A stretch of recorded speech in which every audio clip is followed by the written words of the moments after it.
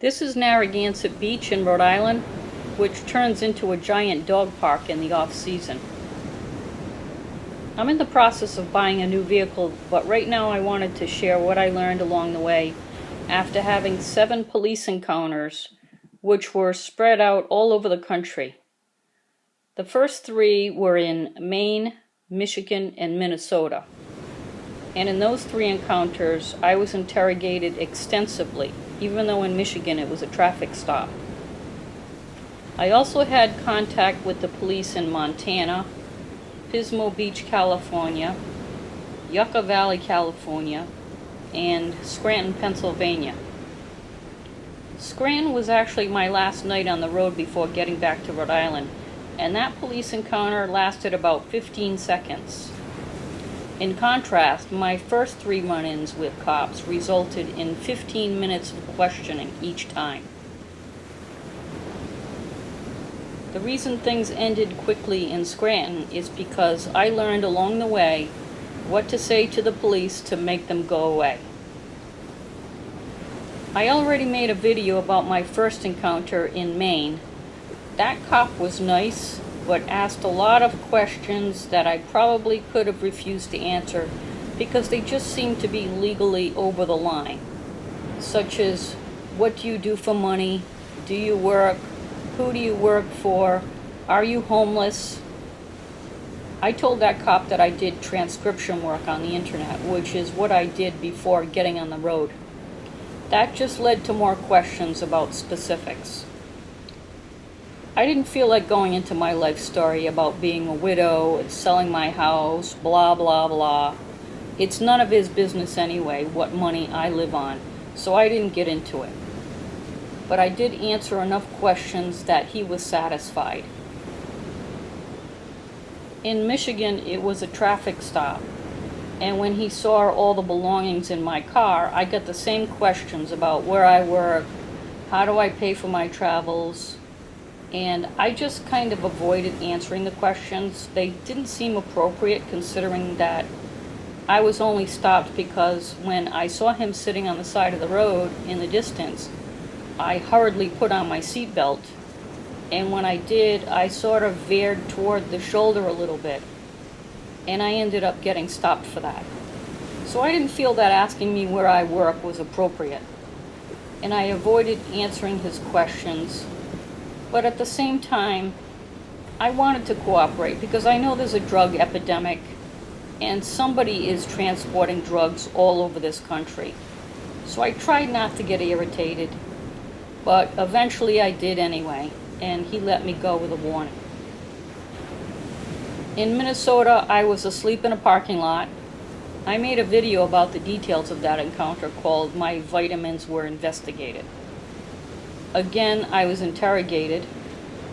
I think what's most annoying about the questions is that I've somehow managed 5.5 decades on this planet without any criminal record at all. So it just irritates me to be treated like a criminal. You know, now that I think of it, I think dispatch only tells the cop that you have no warrants. They don't go into your history, but I'm not sure about that. I got stopped in Montana for speeding. That cop didn't come up close enough to the driver's side window to see all the stuff in my car, so I was let off with a warning and no questions. One thing to know is that when driving through a state like Montana, where even the secondary highways have a speed limit of 70, I would be driving along at that speed for hours and see nothing but cattle ranches, and then suddenly find myself in the middle of a little town with a speed limit of 30. So I got stopped for going 37 miles an hour. Pismo Beach was my next encounter. Before I found a street to park on where I had no issues, I parked on a street that somebody recommended on all stays, but I think it was too close to an upscale neighborhood. So I got the dreaded knock and the questions. This time I decided to say I was a freelance photographer visiting national parks, and that seemed to be self-explanatory enough that he didn't ask any more questions. If you have a monetized YouTube channel, you can say that you're a freelance videographer, and that would be accurate. I wasn't monetized when I said that, but maybe I will be at some point. And if he kept asking me questions, I could have said, hey, check out my channel, there's proof I'm just a traveler. But his questions stopped after I said freelance photographer, and he just told me to leave in the morning. My next encounter was at the Walmart closest to Joshua Tree, and he asked me if I saw any suspicious activity involving females.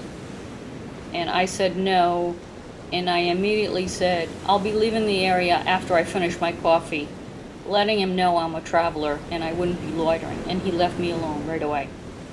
So when I got to Scranton, Pennsylvania, and I got the knock, I figured out by then what I should say, and it worked. The cop knocked on my window because I had the engine running with the heat on. It was 14 degrees that night, and when the engine was running on the Yaris, the daylights would be shining. Those daylights gave me away more than once. I didn't know until I got back to Rhode Island that sometimes putting on the emergency brake will disable daylights. Anyway, he knocked and said, "Everything okay in there?" And I opened the window and said these magic words: "I've been traveling all day, I need some rest, and I'll be gone in the morning." And he said, "No problem, have a good night." The reason this worked, I believe, is that I used the word traveling and I had out-of-state plates, so he had no reason to think I'd be taking up residence in that parking lot. And I said, I need to rest. The police really don't want to send tired drivers back on the road. They're almost as dangerous as drunk drivers. And the city might even be liable if they did. But that line is not going to work if the cop knows you've been in the parking lot for 3 days. Obviously, when I told him I'd be gone in the morning, that prevented the need for him to tell me to leave and prolong the conversation. So there you have it. I've been traveling all day. I need some rest. I'll be gone in the morning.